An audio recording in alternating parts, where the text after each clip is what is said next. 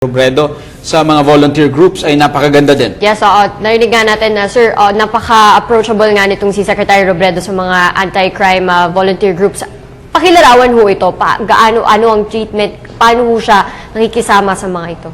Nakita nyo naman, bago siya sumakay ng eroplano na pabalik ng Naga, ang kinakausap niya doon ay mga NGO at anong sinasabi niya? Na kailangan most especially sa peace and order. Ipakita natin na mahuli itong mga wanted. Pagka hindi yung mga kriminal na nagbabalak gumawa ng kasamaan ay matatakot na dahil makikita nila na merong leader na talagang himin business. Hahabulin ka pagka gumawa ka ng kasalanan. At kamukha niyan, yung ehemplo na gagawin niya sa ating kapulisan, na dapat huwag kayo sa loob ng presinto. Sa labas tayo, makihalubilo sa tao, at kung halimbawa meron tayong mga suspected criminal, wag na natin intayin na gumawa pa ng krimen itong mga tao na to. Okay. Chairman Dino, kasama din po natin, Robert, yung representative ng St. Joseph, ano? Mukhang isang volunteer organization din ito na nakatrabaho ni Secretary Robredo. Tanungin natin sila kung ano ang relasyon po, ano po ang naging involvement ni Secretary Robredo sa inyong grupo, sir? Well, my name is Arnel Caranto, not Carante. Oh. Well, his involvement to us, he created itong isang program na tinatawag na UBAS. Ito yung ugnayan ng simbahan at ng mga barangay. Basically, ang vision na nakita namin doon is the integral development of the citizen, of every human. Integral in such a way na in-involve niya ang church. Kasi for a human to be complete and integrated, he has to address the spirituality, the moral issue, of course, the economic. Since ang ginamit niyang platform is the environment, we know naman the environment is encompassing. Na-break niya rin yung separation of church and state because of this platform. And at the same time, what we're happy about it is yung kanyang passion for people and community empowerment. Sir, ang ibig sabihin po pala ng ecosystem sa inyong pangalan ay hindi yung natural ecosystem but the ecosystem of man. Yung ginagalawan ng tao, nakasama nga daw po yun dun sa simbahan, yung civil society, ang ating komunidad. So paano po ang official po ba ang inyong partnership with DILG or this was done in his personal capacity? Well, it's official already. Through his effort. Yeah. They took the initiative. He sent somebody sa office namin and tried to assess yung aming organization. By the way, kasi we have an NGO. At the same time, I'm with the religious sector. Sa religious sector, I had the ecology ministry, which is fitting to his vision. So after assessing our NGO, saka yung aming organization, we were invited to have a dialogue and everything. And then, ang impact noon is nag-create siya ng CSO funds participation. So that means he's not only advocating the environment and the community empower, he's also empowering kasi alam niya yung galaw ng masa eh. Alam niya yung needs sa barangay level na funds is very important. But this is not a dole out. They are also expecting something. You contribute your skills and talents to make the project work. So in that case, this is a practice of community empowerment, involvement, in an integral sense. At the same time, kasama na yung sa accountability because church naman is, ang church is a moral leader eh. Right. So that means, at the same time, if you are empowered, you tend to check all the aspect of administration of the government, particularly sa local government and barangay sector. For that, we are engaged to his advocacy. Itong UBAS, I brought the flyer na binigay niya. This is a complete program na we really believe in that it can work to the grassroots level, to the barangay level, because this is empowerment. And it means to draw out the spirit of teamwork bilang Pilipino, bilang, a spiritual person, and the integration. We love the program. And I hope ituloy ito kung sino man yung mapapalit sa kanya, I think ang impact nito sa komunidad malakas, itong ubas. So we hope continue itong legacy ni Secretary Robredo, and we believe it will make a difference, especially on the barangay level. Sir, how was it like working with Secretary Jesse in pushing for the initiatives of this ecosystem? Well, actually, in terms of working with him, ang experience namin kasi is dun sa kanyang mga subordinates. So more or less, with this work and fly ideas and everything, more or less you can read between the lines na hindi kami ang responsible, tayo ang responsible. Ang ating environment is hindi ari ng gobyerno at hindi ang gobyerno maapektuhan pagka something happen to our environment sa socio-economic, but at the same time sa biodiversity natin with all the climate challenges that we are facing now with global warming, with climate change, we have to empower our people and to create a plan for mitigation and adaptation, which ang tingin ko, gusto nyo makitang manggaling sa baba.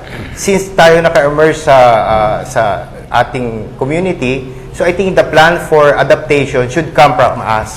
So, but it takes a lot of empowerment, So nakikita talaga natin, sir, he really liked to get his hands dirty. He wanted to be there. Ay yung sinasabi nga yung you walk your talk. Diba? Pero merong binabanggit na merong civil society fund.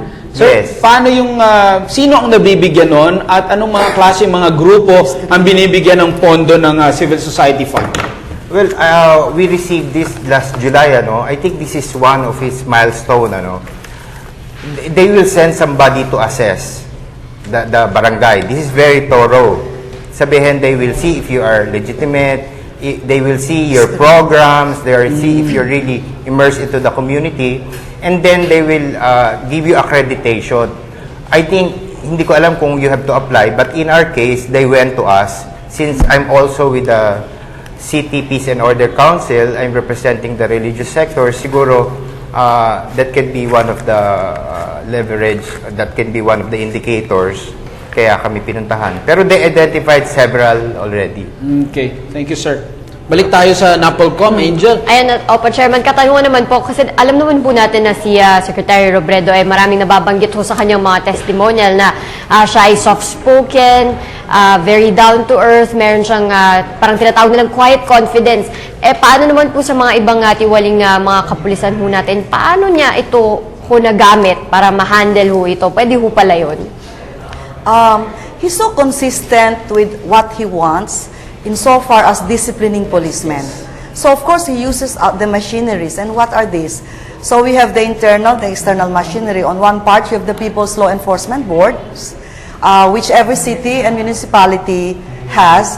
And on the other hand, you have the internal machinery that comes from utilizing the supervisors at the various levels up to the chief PNP level.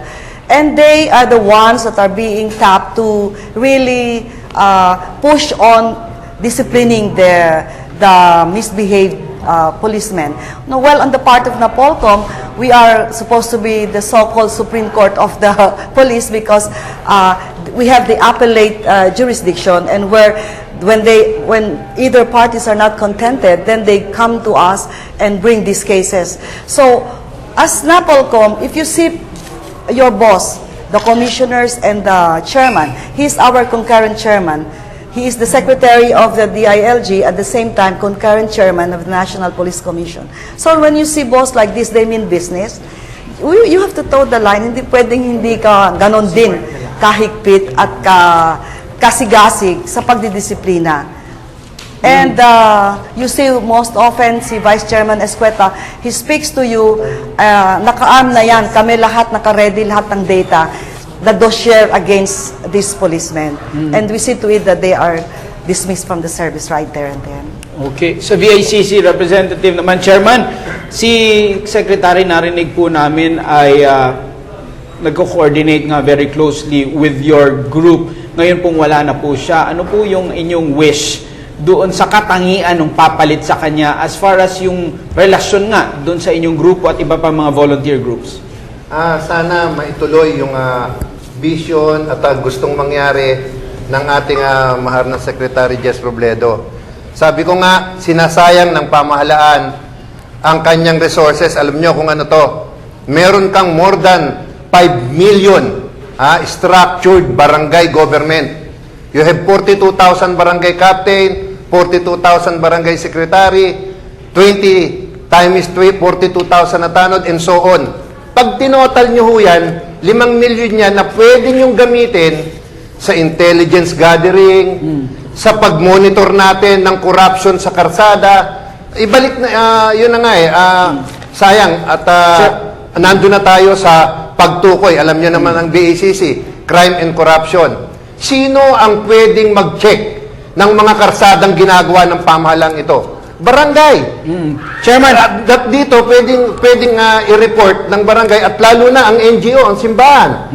I-monitor natin yung mga pinagagawang karsada at bago bayaran ang mga kontraktor, ay papirmahin nyo ang barangay Chairman, kung talagang nagawa. Chairman, balik lang po tayo dun sa buhay ni Secretary Robredo. Dahil po, 14 months po siyang nanilbihan na po. Masasabi po ba natin he made a big impact doon sa laban against krimen? Dahil hindi po matagal na panahon yun at masasabi po natin, syempre, hindi po mabilisang magiging malaki agad yung impact. Pero sa tingin niyo po, objectively speaking, malaki po ba yung naging impact ng buhay ni Secretary Robredo sa laban against krimen? Oo. Ang laki ang nagawa ng ating sekretaryo at kami nga, di ba, nagkaroon pa ng controversy dun sa unang pag-upo niya dahil hinati ang power na kung saan yung sa isang undersecretary binigay ang pulis. No? Pero nitong huli na, talagang hands-on na siya, pati dun sa kapulisan natin. Kaya ito nga sinasabi natin na talagang mapapakilos ka niya dahil nakikita mo siyang gumagalaw Mahihiya ka sa sarili mo kung hindi ka kikilos. Yung namumuno sa'yo, gumagalaw, tapos ikaw, parang baliwala lang sa yung Kaya makikita mo ngayon, pati mga kapulisan natin, lalong-lalo na yung mga sabihin nating skalawag, naiiba na yung galaw nila dahil kung hindi sila titino at dadaang matuwid, sigurado tanggal yung mga yan. Napakaganda. Sa ginagawa ngayon ng ating sayang, yung ating secretary. Thank you, Chairman Dino. Kay NAPOLCOM Director, ma'am, yung nabanggit ni Chairman Dino, yung mga skalawag, yung mga tiwali, masasabi po ba natin na during the leadership of Secretary Robredo, walang nakakalusot na na-file? Halimbawa sa NAPOLCOM, yung mga kaso doon ay talagang maayos yung proseso at walang palakasan at hindi nyo po pinagtatakpan yung mga kapulisan na talagang dapat mapanagot, yung mga dapat managot. Siguro si Kapitan Dino na makapagsalita niyan. Alam niya, kaya kami nandito sama-sama. Kasi ang NAPOLCOM talaga, we know how Secretary Robredo wants people to be engaged and therefore yung NGOs, malaking bagay. We cannot have the police service 24/7. We need people like them. That's why we are here talking about these things because I think ayoko naman na like Secretary Robredo, hindi mahilig magpasikat yung boss ko Ayaw niya nagsasalita. Gawa. Less words, more work. Wow! Yun Ma'am, naman. on a personal note naman, what lasting impression ang naiiwan ni Secretary Jess sa inyo? At ano yung susunod na naiwan na niyang inspirasyon dyan ho sa ng NAPOLCOM para maituloy ang kanyang vision para maibalik nga yung public trust ng PNP? Palagay ko, magbago na tayo lahat. His death should not be in vain. I think we should draw inspiration from that. There is a purpose why he died so sudden. Ang dami niyang inumpisahan. Lahat kami bitin. Itong September 7, malaking rally ito, 1 NCR for Peace and Order and Safety, kung saan nagsama-sama, nagsanib ang Office of Civil Defense, the DILG family, at ang mga NGOs. Medyo nakapanghinayang, pero ang ibig sabihin nito, meron din message sa atin. And it will be, I think my boss will be happy if we would see that we will continue what it started and that siguro, simple lang, kung nakita natin pwede pala, kaya pala, ang katulad niya, siguro naman tayo, maskin saan level tayo, bilang Pilipino, magbago na tayo. On that note, maraming salamat po sa ating mga guests ngayon dito sa studio, sina Chairman Martin Dino, Director Yolanda Lira at si Arnel Caranto. Maraming salamat po sa inyo. Thank you. Salamat din. Thank you. Napakaganda at nakita natin dun sa tatlong panauhin natin, Robert Angel, yung participation ng private sector naroon, yung trust at yung competence ng government agency ay naitutulak, at yung he was able to bridge government Yeah. towards the private sector and back. Kaya napakagaling. Pati religious community na kasama din sa kanyang effort in that ecosystem. nga na Oo. sinasabi, no? So, yung nakikita nga natin, he has made a lasting impression during his stint as DILG, and now even in his passing, andyan pa rin yung impression, yung inspiration to move, isulong yung programa niya to return public trust to all these agencies in transparency, accountability. At hindi lamang yan, Angel, pati yung mga common Filipinos, yung man on the street. Ito, panoorin po natin ilan sa kanilang mga komento hinggil kay Secretary Robredo.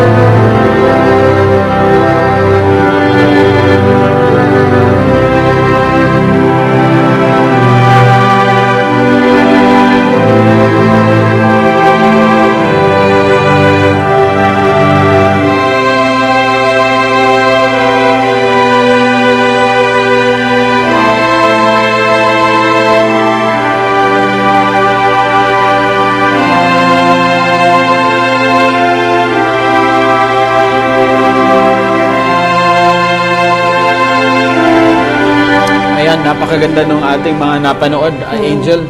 I think those were mga creative works din no, na galing online, iba't ibang mga testimonials mula sa mga iba-iba nating mga kababayan at syempre no, it's really amazing no how you see this person. Sabi mo nga from he lived a very simple life. Ang kanyang parang pinaka-vision lang ay maglingkod sa bayan, and it's so amazing how you see yung hindi lang niya na inspire ang mga tao, kundi he was able to create that change. Right. Nakita natin kung gaano ka parang they would call it parang infectious yung Jesse's seed. Ang That's sinasabi nila na sana people in the